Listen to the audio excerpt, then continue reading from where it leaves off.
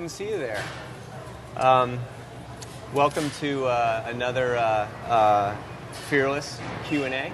As usual, you can tweet questions live.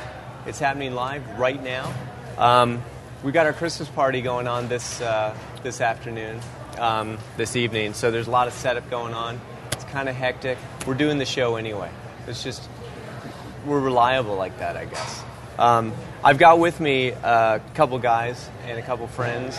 Andrew Davison was an account person and owned a company that we acquired a year back or so? A year and a half ago. Yeah. And is very much a jack of all trades and came out of the digital space. And right now he's on loan to Bcycle as the CMO, and that's why Andrew's here. Right. And Andrew. And Dave Kingsbury is one of our senior cognitive anthropologists, which is what we call cogs and what other people call planners. And Dave is here because somehow he's in the mix, basically. And actually maybe you should start with this. First of all, maybe we should talk a little bit about what is bike sharing. Let's start way back, because some people maybe don't know what bike sharing is. This is a show about bike sharing. It is. Bike sharing is probably the earliest version of bike sharing was 1880s, 1890s when somebody stole a bike on Main Street somewhere in the country. And it has evolved greatly from there. It's really been picked up heavily in Europe, and we're working from a lot of the lessons that we learned in Europe to bring that to Bcycle. Technically, it's just basically a way to get around. You don't really know what bike sharing is, do you? I've asked the wrong person. We'll immediately flip for the short answer to Andrew Davison. Here's some of the European systems that sort of inspired this. Boulder, interestingly enough, I was headed for the green bike. Had a green bike. Yeah. And one of our friends had come back from Europe and had experienced these. And the green bike for Boulder was basically a very primitive system, which is you just would leave them around, and it was an honor system. And that was 1987. Yeah. And there were 200 bikes put on the streets of Boulder for the summer. And by about midsummer, there were about 199 bikes in Boulder Creek. The bikes were the only thing that identified the bikes was a very specific green color paint. Yeah. And students and other residents of Boulder hucked them in the creek and turned them into art and stole them and did all sorts of things with them. So we were down to one bike at the end of 1987. And a lot of them were repainted. And in a year, they all disappeared? Yeah, actually in a summer. Quickly. In a summer. So, and Boulder's not like a very, it's not the mean streets of Boulder exactly. So the honor system didn't unfortunately work that well. Yeah. And you and I started talking because we thought, how do we get something going in Boulder in terms of bike sharing? And it was very much, like, what can we do that's sort of like the free honor system plus a little something else, right? That was the genesis. Yeah, and where you were going is one of our folks was over in Paris and really wasn't looking to get around by bike in Paris, but ended up using the system in Paris that's called Vélib, and just loved the way it sort of immersed he and his family in the city. Thought it was a killer way to see it. Super easy. The stands are everywhere. It was ubiquitous in Paris, and one of the early sort of insights we latched on to is there was a travel writer who was writing an article about Paris, and he said that Vélib had changed the character of the city. Yeah. And for something he came back super stoked. Yeah. But I think the question a lot of people have is why, how's an agency, how'd you get involved? And it really was it was Boulder specific. Yes. We want this here. And you knew some people in the mayor's office. And that's kind of why you're here. And I've just leveraged that for 2.5 years. And you said, I'll go talk to some friends in the mayor's office. Right? Well, what was interesting is while we were creating large binders of information, as you recall, about bike sharing here, and getting genuinely excited because it doesn't exist in the U.S. So huge opportunity. Martha Ruskowski, who runs Go Boulder here in Boulder, which is the alternative and transportation part of the government in Boulder, said, hey, we've had a couple of conversations with these guys at Trek and these guys at Bikes Belong and these guys at Humana. And so we were sort of parallel pathing at that point, but they had been talking for about 6 or 8 months. We went to a lunch with those guys and met them, and it was, Love? Was it love?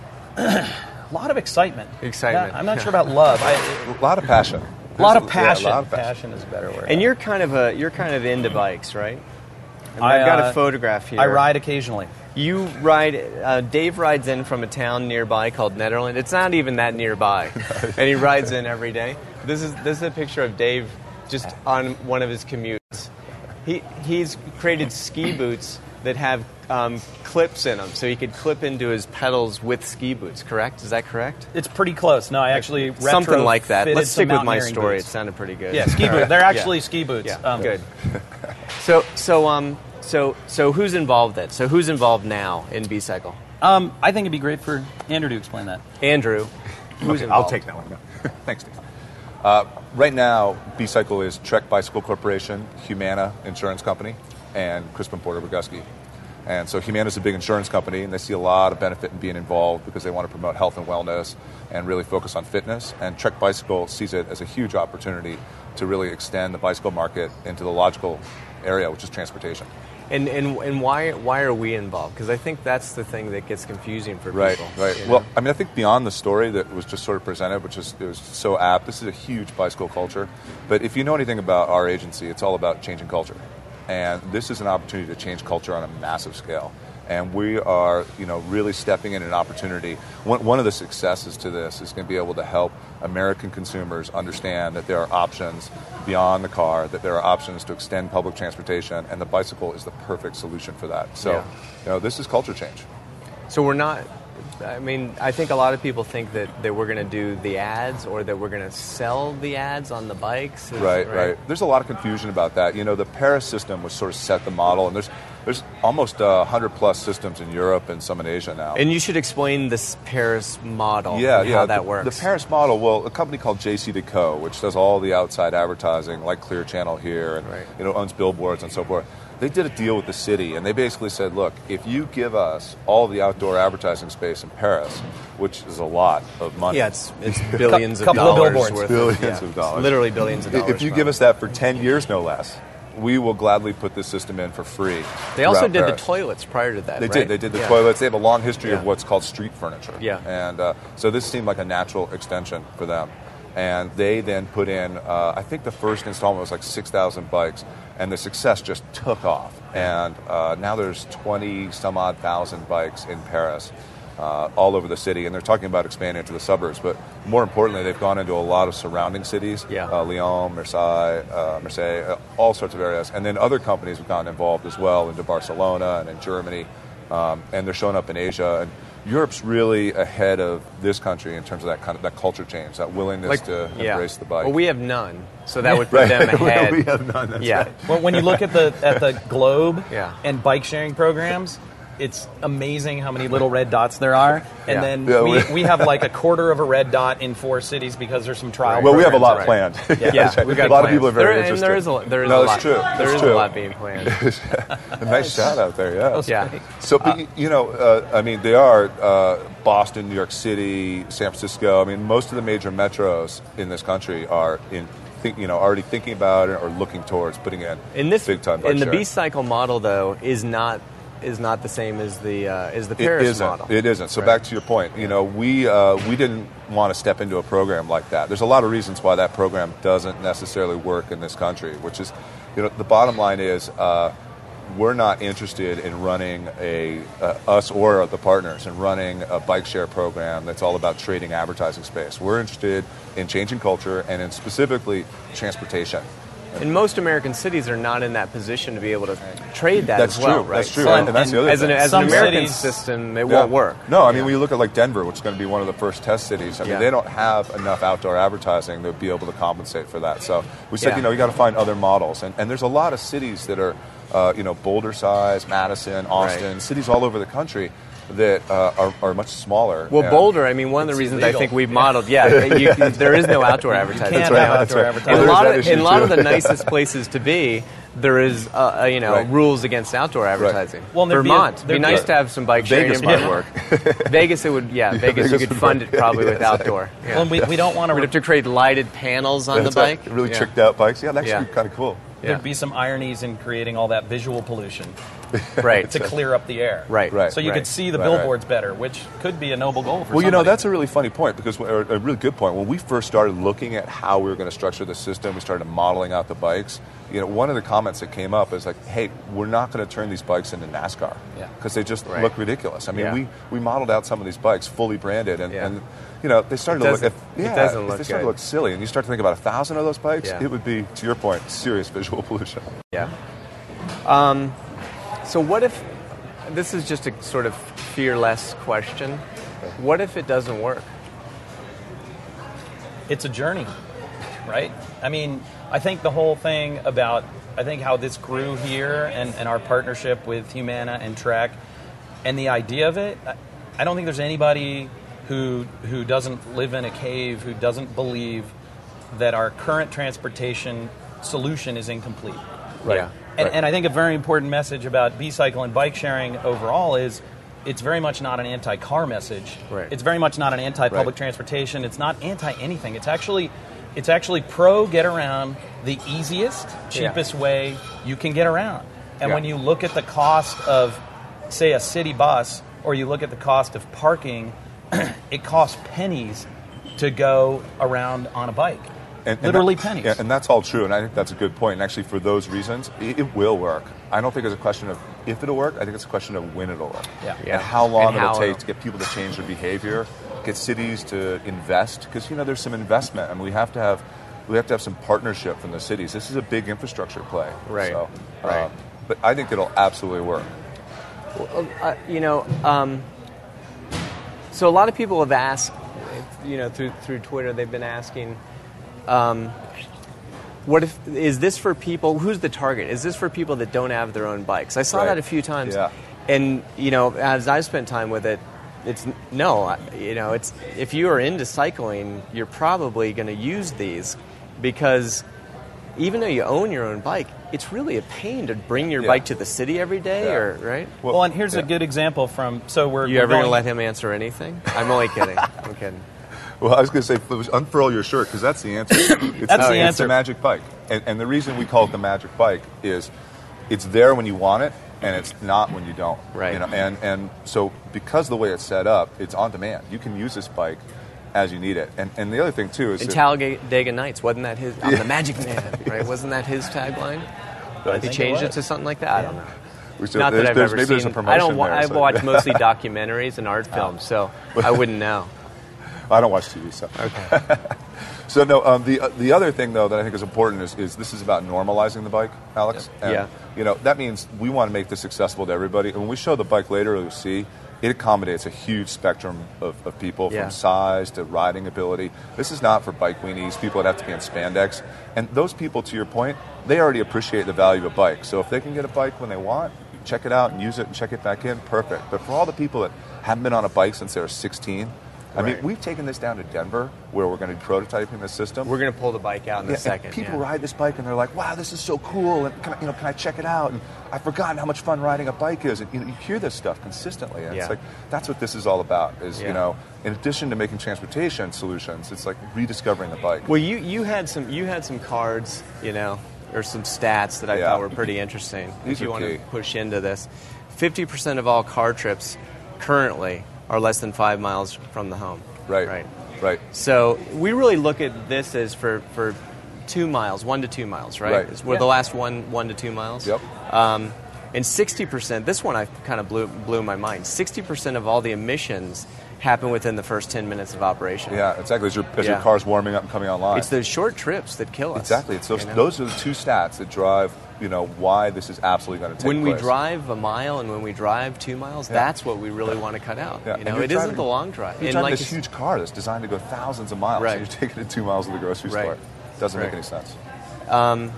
And a short 4-mile trip by bicycle keeps about 15 pounds of pollutants out of the air we breathe each trip. So one of the questions that people ask was, is there going to be the ability to measure this stuff? You know? Right. That's a great question. And another reason we call it the Magic Bike is it's going to be fully loaded with some cool technology. So it's going to have, standard trip computer. If you're a biker, you know what that is, but it's miles, and it's going to tell you distance, and it's going to tell you speed. Yeah. But it's also going to have a GPS on it, so we're going to know the distances traveled. So we're going to get all the lat and longitude.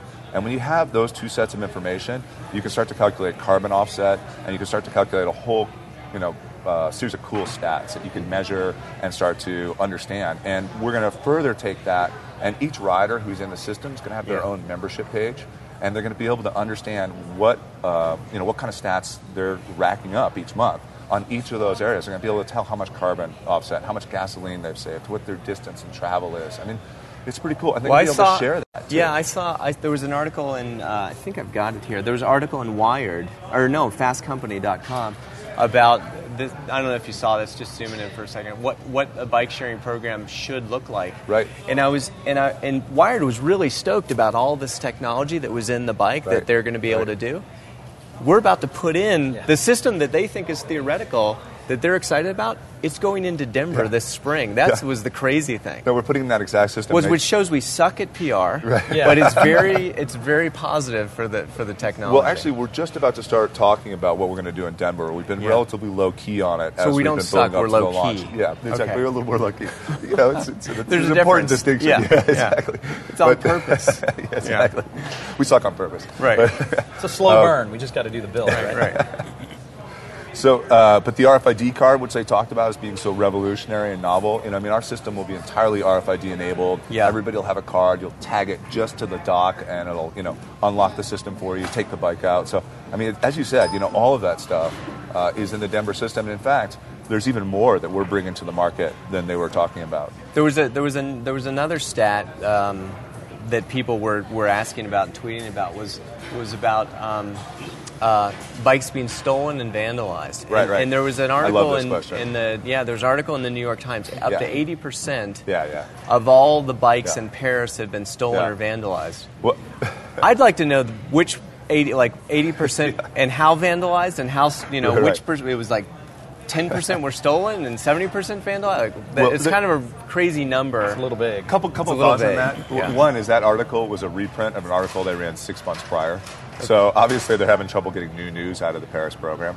Second, although this isn't confirmed, there's been a lot of discussion that, we talked about the business model earlier, and the company that got involved in that sort of found out that the costs were a little bit more than they anticipated. Right. And it's widely believed, although, hasn't been substantiated, that this is part of a negotiating tactic. And in fact, it was just announced that the city of Paris is going to start contributing about $4 million a year for operation and maintenance. Well, the other statistic that's out there is no other city has reported anything like this. Nothing close to this. And then the other thing, too, is people say, well, that's all fine and well, but what about your bikes? And, the simplest way that I can say it is, if you were to steal one of these bikes, you're probably the same type of person that would steal a taxi cab or a police car and put it in your front yard. It is so obvious. And oh, by the way, because we know where the bike is. Yeah, it's got GPS. There's no other bike like it on the street. Yeah. And we've got your credit card. And your name is associated with it, and it's in your garage. Yeah. So, and it's gray. Right. Now, some people do say, well, okay, but what if Alex rents the bike, you go down to the convenience store, and someone else steals it. Right. Well, there's an onboard lock on each of the bikes, which is a different improvement from other systems around the globe. Yeah. So you can actually lock the bike on location, pull the key out, release it, and go on your way. So it's really going to cut down theft. Now, will there still be some theft? Absolutely. And we think it's going to be easy to tell when someone's like, my bike was just stolen, and then we'll support them. Well, I want to roll out the bike in a second, but if CPB is not selling the advertising, right? What is it that we did? Well, actually, that's a great point. What is it that we did? Yeah. Is that a sentence? What is it we're doing? Well, we did, and we're doing, and we hopefully will do. What's our contribution? Well, our contribution's been pretty broad. Getting involved early on with the COGS group, which is where Dave is, the planners, and understanding what some of the market opportunities are, building out the branding and all of those elements, things that are really you would expect that we might be involved in. We've certainly carried the day on. Yeah. But what's more important that you might be surprised in is we've done all of the industrial design of the docks and of the kiosks and of the locking mechanisms for which there's patent filing patents. And then Trek has done all of the industrial design on the bike and created a unique bike that does not exist in the marketplace. And in fact, it's the design of that bike that's going to help us have a really strong system because it's designed so well. So our contribution was this industrial design. And, you talked earlier about the Paris company being involved in street furniture. It's a great way to look at it. I mean, as we go into Denver, we're putting in hundreds and hundreds of these docks and, dozens and dozens of the... zoom into that way, Tom. Yeah, dozens and dozens of the kiosks just on the first phase. So it's going to have a real impact on a city's landscape and sort of vibe and aesthetic, if you will. And so it was important that this was done right. And it was Crispin Porter's industrial design team that really nailed this and brought it to market. And just a small detail about the locking mechanism that Michael, one of our industrial design guys, has a patent now on this locking mechanism. I guess it's very, very cool. And Michael. Yeah, Michael, awesome job. And I thought what's brilliant about it is that what locks and unlocks more often in our culture, in our world, than anything else, and has been tested more often, and it really counted on not to fail, is the automotive door lock. Right. And that's exactly. that's the system that we're using. And isn't there great irony that the automotive industry's door lock system is like coming on to... I didn't even get that. It's perfect. It's beautiful. So, I want to talk about the bike, and this is system one. This is not the system you just saw. This is not what's going into Denver, but this system has been in place in a few places, sort of in prototype, testing out what's going on. This is a picture of it in front of Trek. That's right. Which you can see it's an all-season system. That's right. People say, what are you going to do in the winter? We say, come on, no problem. Look, it works fine. Ice tires. This is actually a huge storm that just hit Madison. And these systems, we've seen it in other cities too. These systems sometimes come out in the winter, depending on the city, actually. Yeah, well, and that's a good point. I mean, people talk about seasonality, and different cities are going to find their way based on seasonality. Yeah. But because of the industrial design, this is a completely scalable and modular system, which allows us a lot of flexibility in placement, but it also allows us to really be able to take the system out pretty easily for seasonality. There was one thing that I thought was really important about the design is the solar, right? So designing it so that it could be low power enough, there's two aspects of that. One is to make it solar, and then to make the power draw low enough that solar can provide enough power to make it work. That's right. That was a bit of a trick, and it took a while. And the difference between us and somebody like Clear Channel is Clear Channel is not really wanting to be in this business. Right. So their system is hardwired. Right. And it makes it tough to scale. It makes it tough for the municipality to put them in because you got to tear up sidewalks. Well, I think that's true. I mean, I think it's designed for their greatest ease rather than the municipality's greatest ease. Right. And as you said, because we don't have to plumb any electricity, we don't have to put any meters in, and we can rely on solar, that means this system can be moved around as well by non-technical crews that don't have to deal with all the city utilities. Right. I mean, that's a huge issue. Yeah, huge. It really is. And if you look at like when they were putting in Vlieb, there's just like massive sidewalk construction and this huge disruption to the city. Yeah. Digging holes and wires and cables and all that stuff. And the platform for the kiosk actually doesn't penetrate the sidewalk. Right. It weighs a lot. Right. And you can bolt it down if you want to, but I've heard there's also a way to do it where it just weighs so much no one can move That's it. right. Right. Yep. That's right. It doesn't have to be screwed into the system. So you're having minimal impact. Yeah. And as you said, it was another real issue of the industrial design team, and frankly also the Bcycle team in general. Yeah. There's folks at Trek and others who really participated to coordinate this effort because you had to get all the electronics where they still supported the complexity of managing the system, but they didn't draw that much power. So that they could be solar operated. And just to segue into talking about the bike, but the core of where Bcycle has sort of moved. It moved from Humana into here, and then it's moved from here into Trek now. That's right. As we're in production and we're building, 600 bikes, 500 bikes for Denver right now. Denver's first installation is 500 bikes. 500 for the first wave. Okay. Right. But you're absolutely right. I mean, Trek has been involved in a leadership role in this from the start with the bike. Yeah. And then now that core of the business, Bob Burns is the president of Bcycle, and he's one of the senior executives at Trek, and is doing a phenomenal job leading up the company. And it's that leadership that's really helping us take it to the next level, because we're right on that curve. So let's pull out and Cool. look at the Bcycle, the Trek Bcycle bike. Pull it in here. I think one of the coolest things about this bike is it's fun to ride.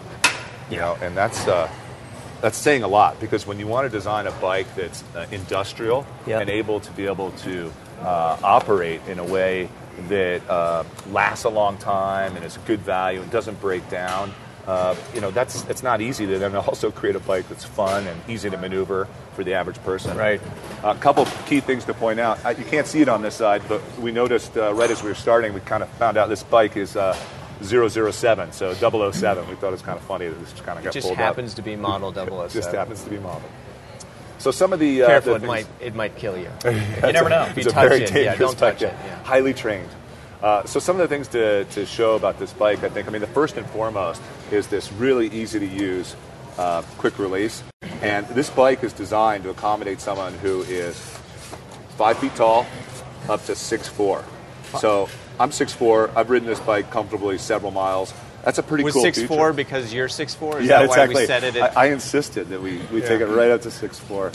And this is neat because this is like a 3-finger kind of. Yeah, That's exactly. redesigned specifically for the bike, so that if Hulk uses it and then Grandma Smith uses it, Grandma Smith can in fact undo that, so the pressure isn't so much that a smaller person can't open it and move the seat. And also, around. I saw the latest index seat post at Trek last week, and it's all numbered and indexed so that if you know your number, once you get it dialed, it's like I'm a 5.5, and you just set it and go. You'll always be 5.5. That's a great point, because this bike being a little bit of a proto 007. When it's your own bike, you kind of look for the wear mark. Right, you know where exactly. it is. But this is a different deal. So starting in the back, this design is it's got the latest in Shimano technology for internal hubs and shifters.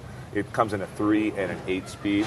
It's got a chain guard, so this is specifically designed for commuters, not only on the top but on the side, sort of a splash guard, so you don't have to worry about getting messed up. And for the same reason, the chain's covered, so you're not going to get. Yeah, this is really integrated. You can't even get into the chain there. No, that's right. And it's really set up to make it easy to use. It's very beefy design, but it's still very easy to use. And obviously, we can't show you how it handles, but take our word for it. It's got a bell. It's got a bell, which is for safety purposes. Though the sweep of the handlebar here is set up in a nice cruiser, so it's easy to maneuver and use.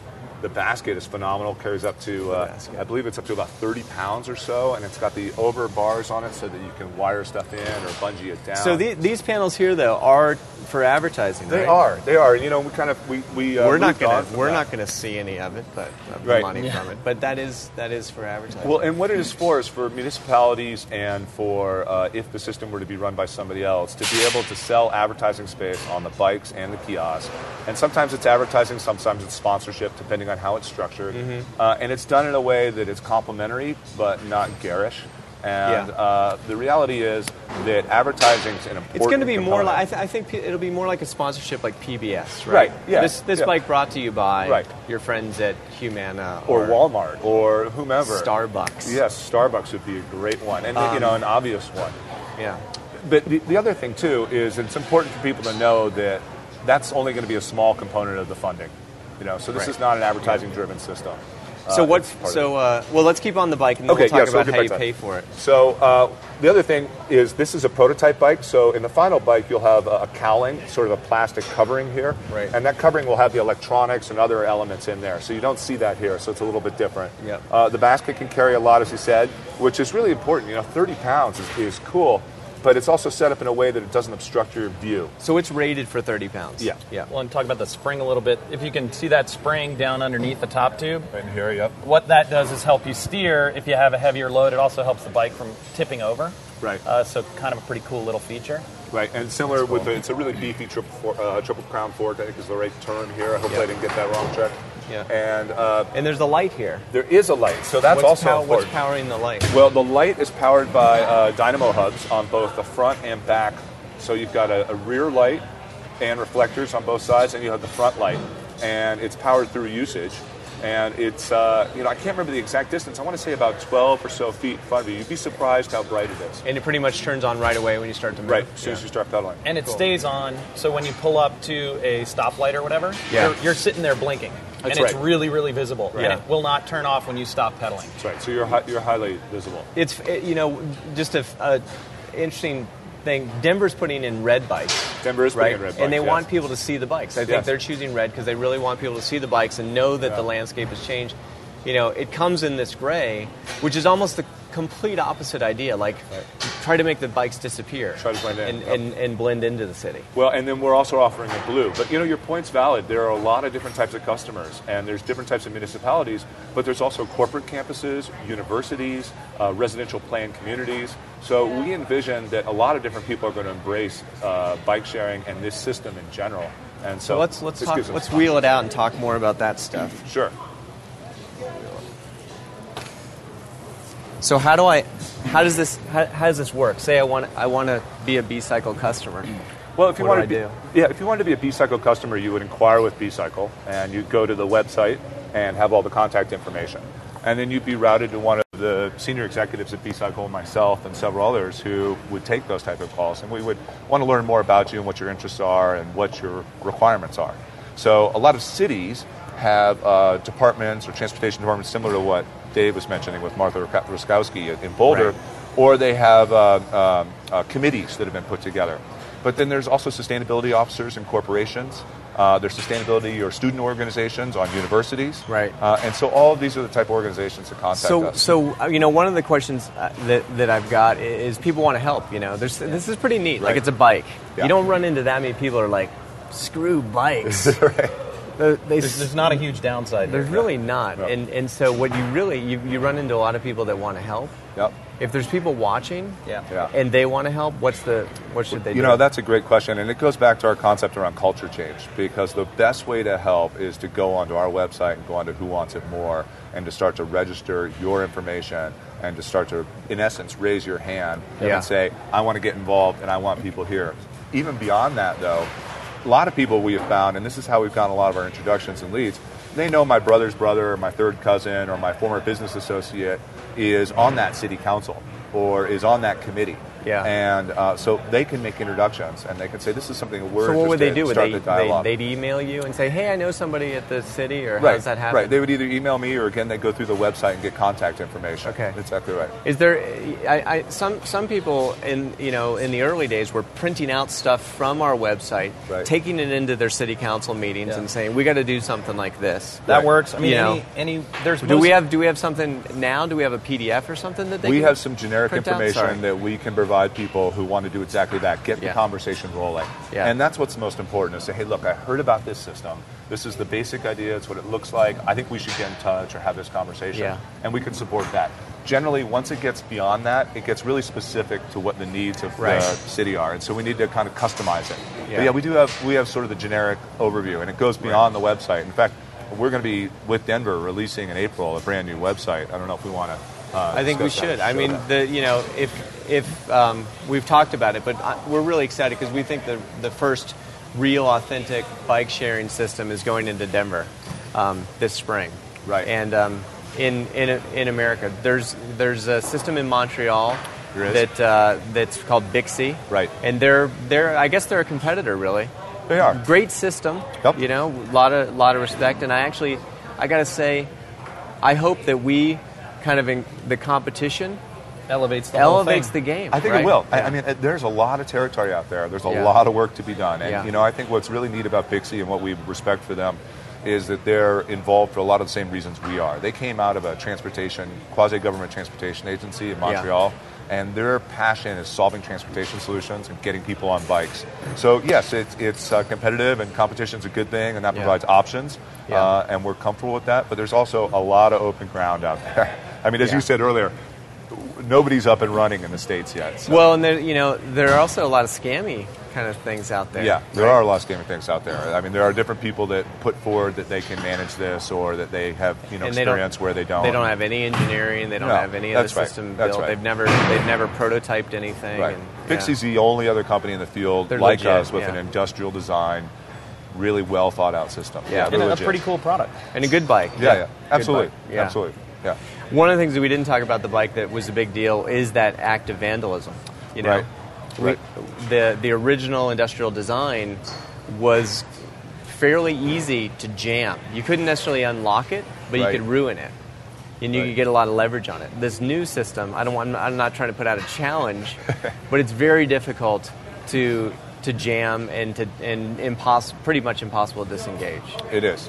And and the other thing too that we talk about often is when you look at the planning of where these systems are going to be placed. Yeah.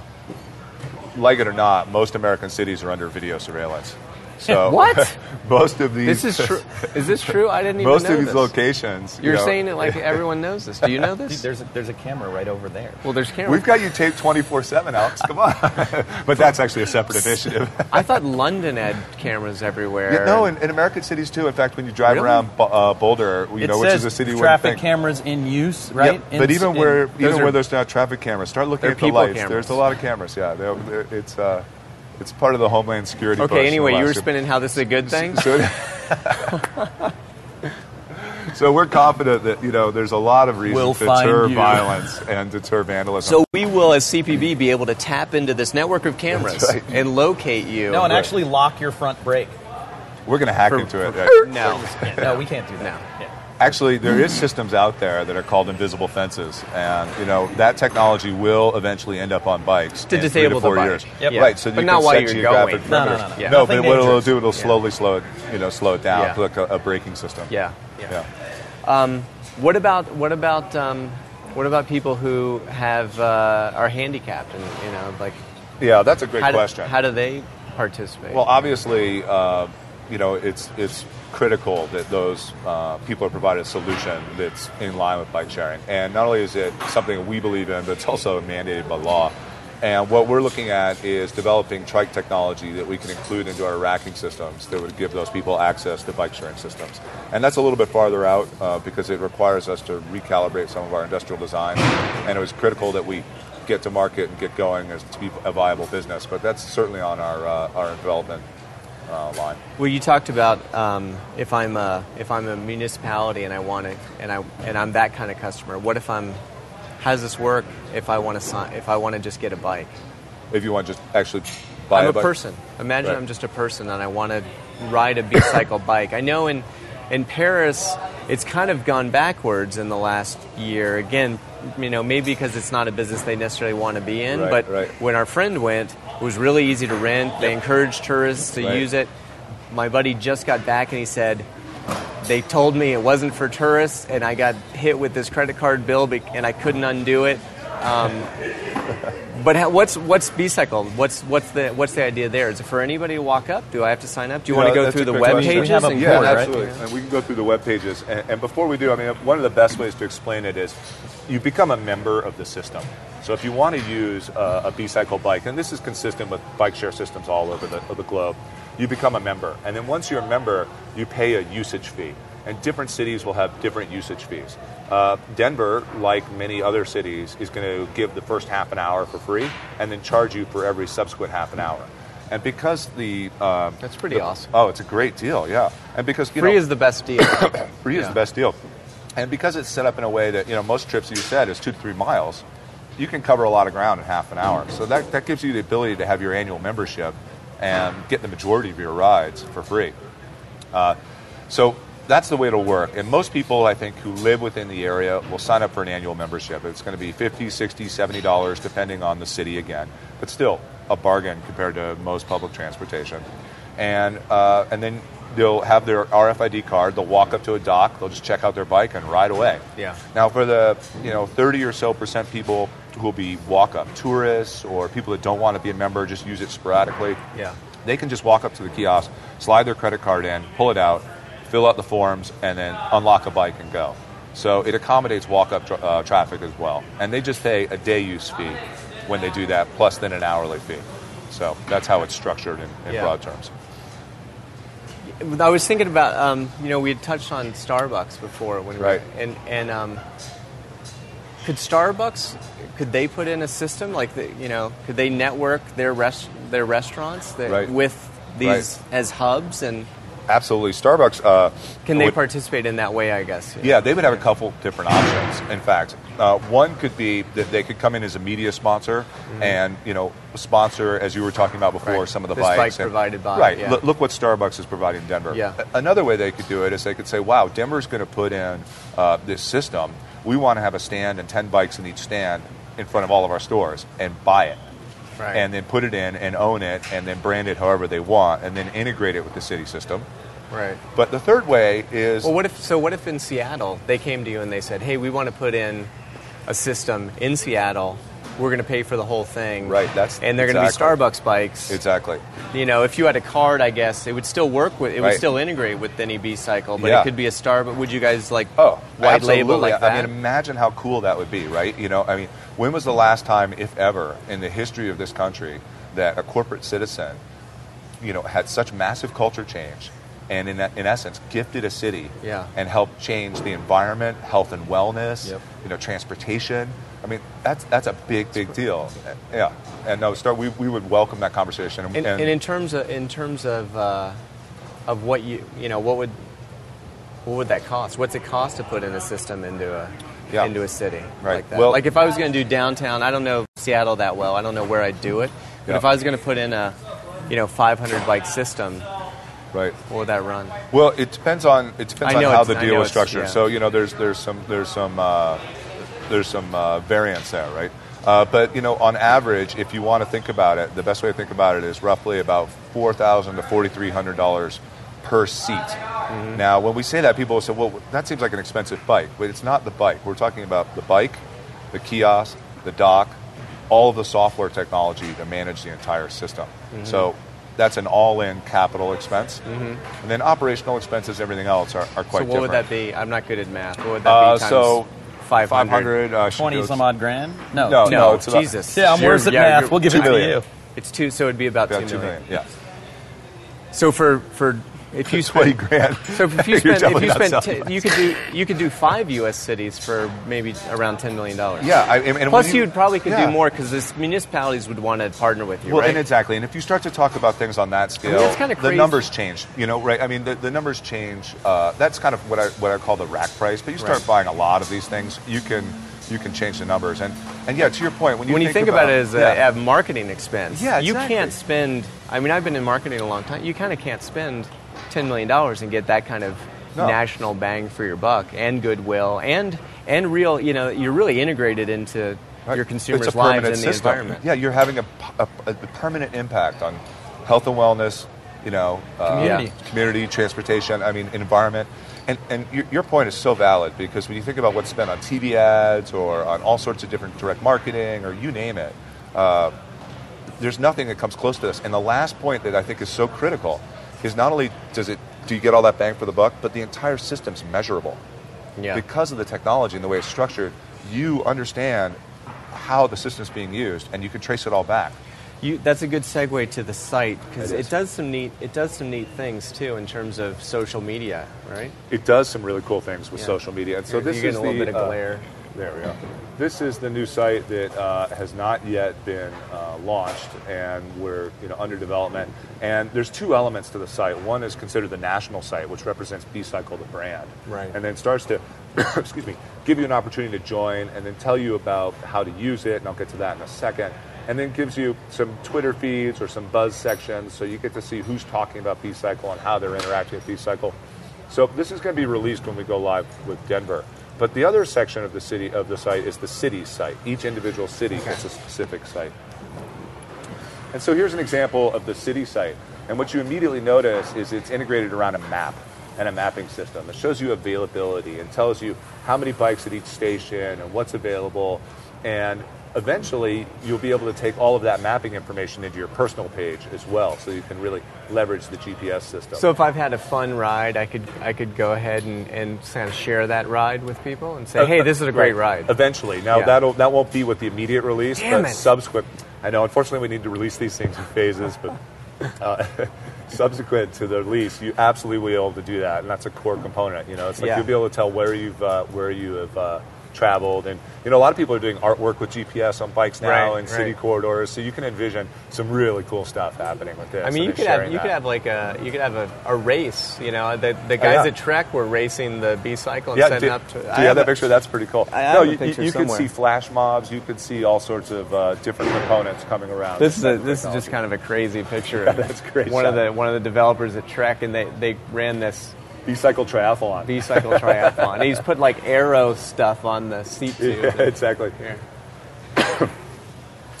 And then, one of the other elements to that is, that's a good shot. Flip. I'd flip it. Yeah. The other way. Even better. Could you figure it out upside down? This pretty much spells out how easy it is and how basic it is. You sign in, you select your bike, you ride the bike, and you return the bike. I mean, it's that easy. And that really goes to the concept of the magic bike. Look, it's there when you want it. It's not when you don't need it. Yeah. So, you have another? And then this is the last shot, which is also very, very cool. The camera's over there. Sorry, I can't. Haven't quite picked up on that yet. You got it. You're on it. Yeah, it's over there. So what this does is it starts to pick out all the stats that we talked about. And they're a little grayed out for the camera here, but there's a share button there behind each stat. So you can share those with any of your social media So that's sites. how far you're riding. It's got your calories burned. Exactly. Your carbon offset, miles per gallon saved. And then that red bar is key milestones hit. So we're going to have it set up for key milestones. And you can actually also see that tied into loyalty points with like a Starbucks again. Yeah. You hit 100 miles, get a free latte.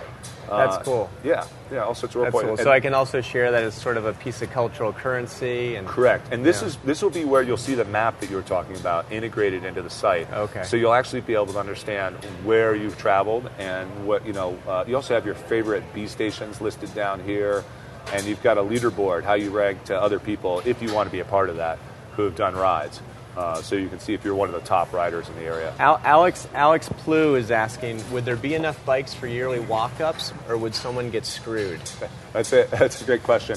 Well, there's a couple different components on that. One is rebalancing. So people say all the time, well, isn't everybody going to come into one place and ride the bikes to the other? And so part of managing the system is going to be that each night the system's going to be rebalanced. And unfortunately that means using some vehicles to haul bikes around. There's other ways, though, using social media that we want to try to encourage rebalancing with credits and saying, if you ride 2 blocks further to this station and park your bike. Well, what about like a mobile app? I don't know how specific do we want to get about that, because there's ideas and I'm not sure where there's secret ideas. They're really secret. Well, I don't think. But they captured them last night on the secret cameras. I think the idea of having a mobile app so that I knew where bikes would be pretty great. Well, that actually will happen for sure. That will happen. Yeah, and what we're going to do. That's not the secret idea. No, that's not a secret idea. That's a secret idea. There's the top secret ideas, but the secret idea we could talk about. But the mobile app is we're going to develop an open architecture, and we're actually going to have a developers contest to encourage people to come in and develop apps for the system. How open will they? So we're going to make all the APIs available. All of our system is going to be open. Yeah, we're going to open up the system. So and that goes with the idea of people participating. And so it's the people's system, right? It's a public system. It is, and it's about culture change and transportation. And when you asked how do people get involved, I should have mentioned that because that's one of the areas. If you're a savvy developer, and you want to be involved in helping develop apps for the Bcycle system. Help make Bcycle, right? Bring it and help make it cool. Absolutely. So that's we're crazy. We're pretty fired up about that. But then the walk-ups, would someone get screwed? The issue is, so you can imagine walking up to the station. There is no bikes in the station. You say, damn it, what do I do? You can actually pull out your iPhone, go to the Bcycle site until we have the app developed, which we will shortly thereafter, and it'll tell you station availability on the map. So you could say, oh, look, 3 blocks away, there's a station with bikes. So it knows, the system's smart, it knows where the bikes are. Yep, absolutely. We know where all the bikes are, when they're locked and loaded, what bikes are available. We also know which bikes need maintenance. And that's actually good, too, if you're riding somewhere, right, and you've taken out a bike for 15 minutes, you kind of want to know there's an open dock. So it's not just where bikes are, it's where there's openings, right? Right. And you can envision, too, for people that don't have smartphones, that will provide text apps so that people can text in to get, what's the nearest station with a bike, right? Things like that. There's also going to be an 800 number, so we're going to use, varying degrees of technology. Depending on how techy, exactly. Yeah. We don't want to make it just to iPhone weenies. Well, there's a smoke signal system we're working on. Yeah. Mirrors. Yeah. Alex also asked, what about placing these stations around for hotels and guests? And other people from Seneca College who actually sent me my shirt today's shirt. Thank you, Seneca. They ask about corporations participating. I like that shirt. That's it's a good it's shirt. A good I got several compliments today. Yeah, yeah. Yes, well, hotels will certainly be involved. You might have heard me mention earlier that a big percentage of anticipated users will be tourists or day users, people that are coming to the city or the municipality, and so we're going to support them in a number of different ways. Excuse me. We're going to have concierge maps so that when you go to the concierge, you'll get passed out a map. Mm-hmm. We're also going to potentially do enrollment kiosks, which just be a laptop in lobbies so that people can sign up right at the concierge as well. And what about like a Google campus? Could they say, hey, we want to? Absolutely. They could put in their own system, I guess, but they also could extend another tie system into like the city they're in. Right. And then that's what we anticipate is that we'll be able to, universities and corporations can tie into the city and then also have the bikes commingled into the fleet because we'll know which bikes are which. So we could always rebalance them if necessary. But I think what's also important is that the reason a lot of these corporate campuses, Lockheed's had a program and others where they've had bikes on campus and they've been somewhere between slight improvements on the green bike program, but they're not technology driven. So it's not a fleet management system. What we're providing is a fleet management system, which just alleviates so many headaches.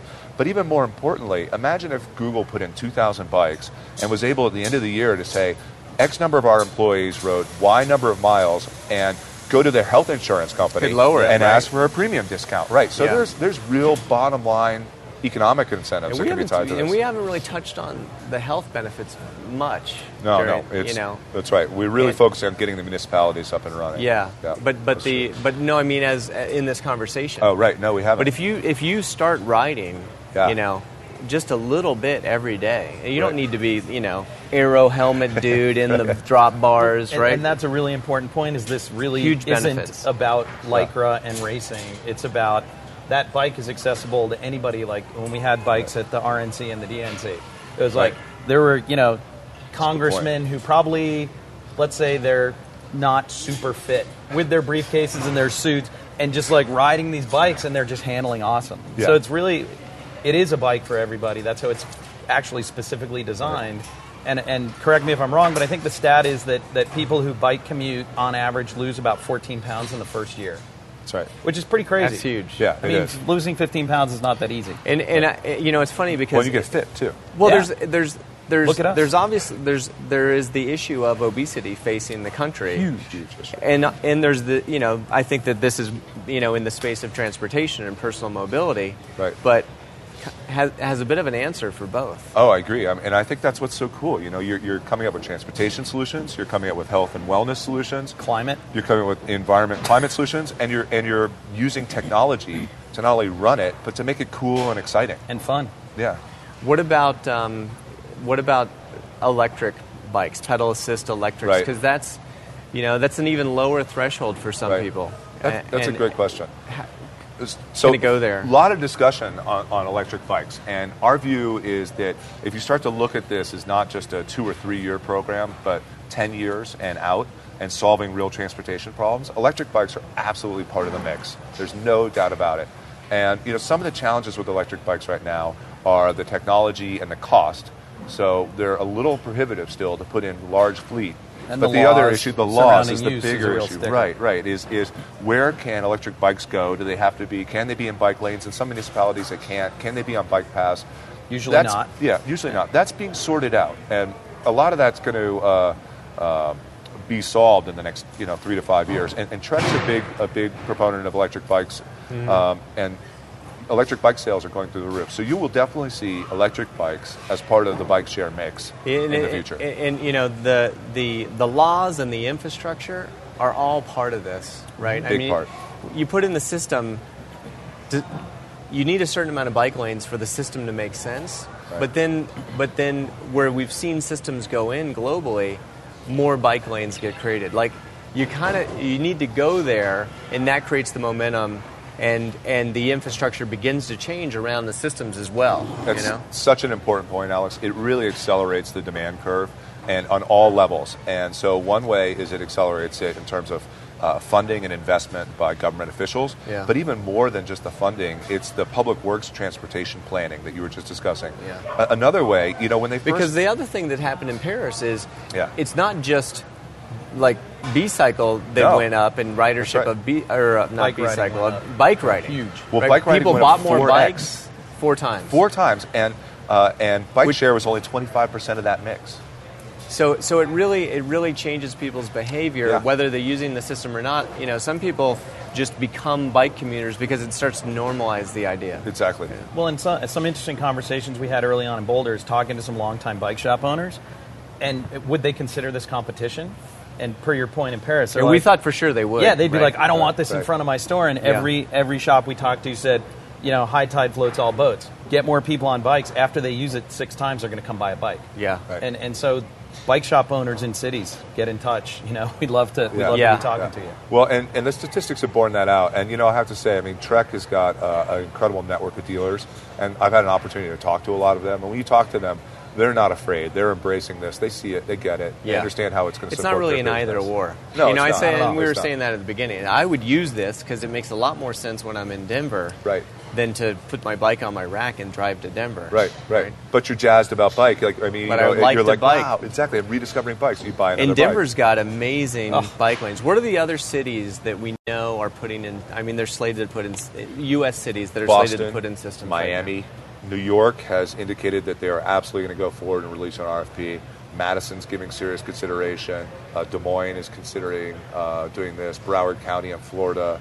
San Francisco has made noise around it, as has Portland, Seattle, L.A. They're all in varying degrees. Some are going to be a couple Those years first out. ones you mentioned, though, are really happening. Yes. So you could tell you started to segue towards the ones that are, Yes, right. Well, now where's Boulder? Where's Boulder in that? Boulder is engaged and committed, and is going to be issuing an RFP early in the next few months. Because to me, I think of like Boulder and Portland as like the most cycling.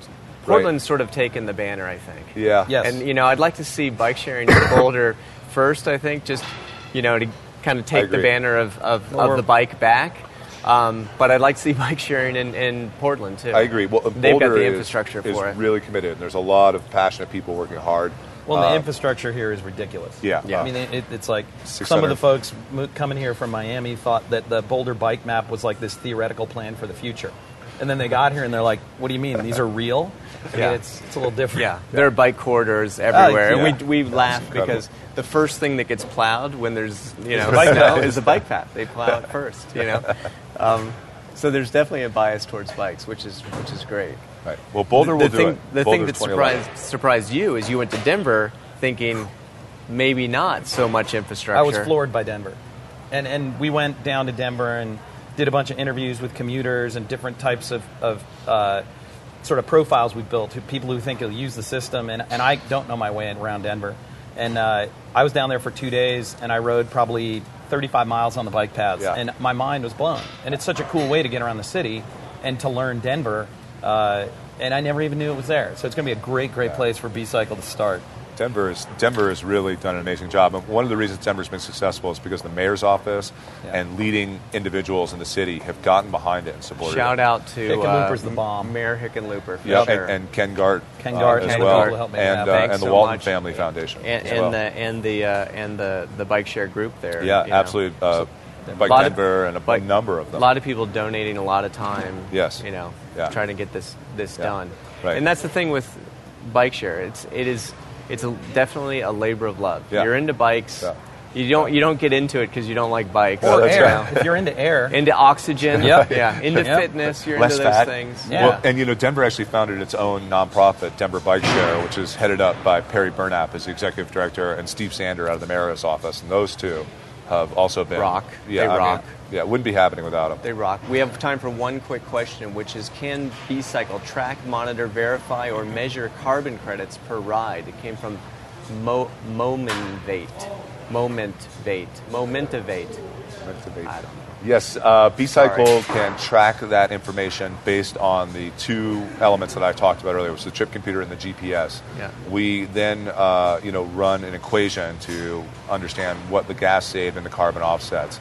We haven't gotten a carbon certification verification yet. We're looking into that process, but that's some bureaucracy and takes some time, but we'll get there. And then once you've captured that stuff, if you're proud of your numbers, you can tweet those out from the site, right. and you can share those with people and post them on your Facebook and stuff. Right. Each individual can then take that out. Exactly. Yeah. Share it. And make a huge cumulative difference when you look at some of the metrics on the Paris system of how many miles have been ridden on those bikes. It's unbelievable. Oh, as we collect it as a group, it's it's insane. It's going to make numbers are big. It's going to make Denver look as progressive as we know it is. Right. Yeah, which is fun. Yep. So, thanks for tuning in, or whatever you call it when you do it on your computer. Clicking in. I don't know. What is it? It's got no name. Streaming us. We will see you soon with us. Another show. I'm trying to put together a show with Sam Crispin and Chuck Porter, so it'd be Crispin, Porter, and Bogusky all in one show. I think that would be fun, but that may be a little while. So thanks again. We'll see you. Let's shoot the shit. Yeah, yeah, yeah, yeah, yeah.